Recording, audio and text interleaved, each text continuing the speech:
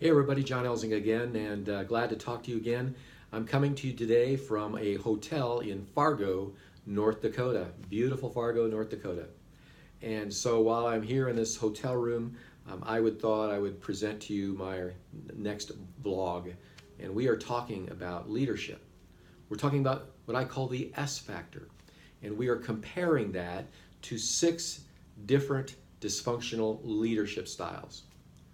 Just as a reminder, we can operate out of a dysfunctional leadership style and be successful. We can. That's why those styles continue. I mean, after all, why would you change if you're successful? You must be effective. But the reality is that these dysfunctional leadership styles are not as effective as they could be and typically cause damage along the way. Over the past few weeks, we've talked about Hovering Harry. Hovering Harrys are the micromanagers of the world. They're the people that want to control everything you do, want to know about every single thing you do, every move that you make. It's hard to breathe when there's a Hovering Harry in the room. We also talked about Demanding Dan. Demanding Dans are the dictators of the world. These are the people that are large and in charge and want everybody to know it. And it's always with the ultimatums with these people. It's my way or the highway. And today, I want to talk about Manipulative Mary in contrast to the S-Factor leader. Now, I want to say that when we're talking about Manipulative Mary, I need to remind you also that these styles, these people that are representing these styles, this isn't gender specific. I mean, you could be a Manipulative Mary and be a male. You can be a Hovering Harry and be a female. It's just a metaphor. So we want to talk about Manipulative Mary. Now, Manipulative Marys are the control freaks of the world. They're the controllers. They can't stand not being in control. They want to control everything you do, every move you make. They want to control the conversation. They want to control the outcome. They want to control the way you get to the outcome. And one of the ways that they do that is they use intimidation tactics, like body language. You know, they'll cross their arms, they'll sigh or roll their eyeballs, or how about this? They'll give you the look. Have you ever seen that? The look. I mean, when you get the look, you know exactly what she's thinking. She's burning a hole right through you. Makes you shiver. Or she'll use guilt and shame, and she'll call you out in the midst of other people, other team members. Like, hey, Joe, why can't you do this? You know, I mean, others have no problem doing this. What's your deal, man?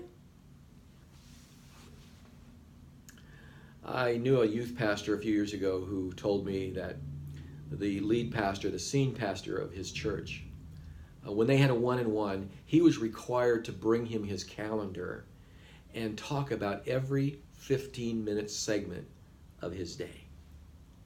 That senior pastor wanted to know about the minutia of his day and what he was doing every 15 minutes. Talk about a lack of trust.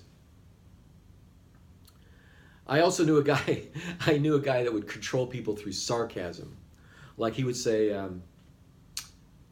to the assistant manager who made a schedule for the week, he would say, yeah, we definitely got enough people on the schedule today, don't you think? Pew! These little darts, right? As he's speaking down to, as Miss Manipulative Mary is speaking down to the person that made the schedule.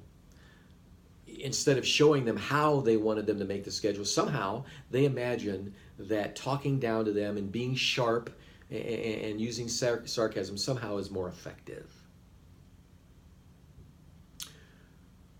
I want to contrast that with the S-Factor leader, the servant leader.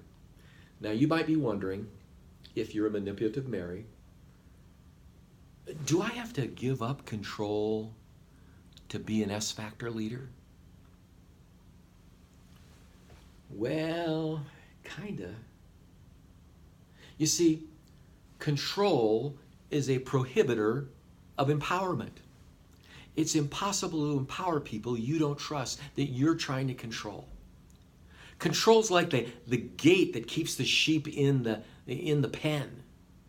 Control restricts, it prevents, it inhibits, It keeps people closed in, the very opposite of what you want to achieve as a leader.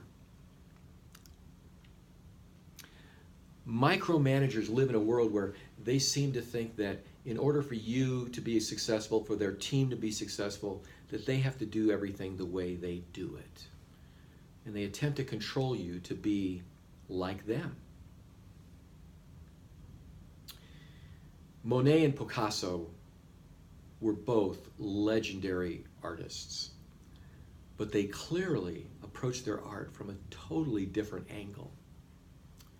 Minot could no longer be a Picasso than a Picasso can be a Monet. Did I say Minot?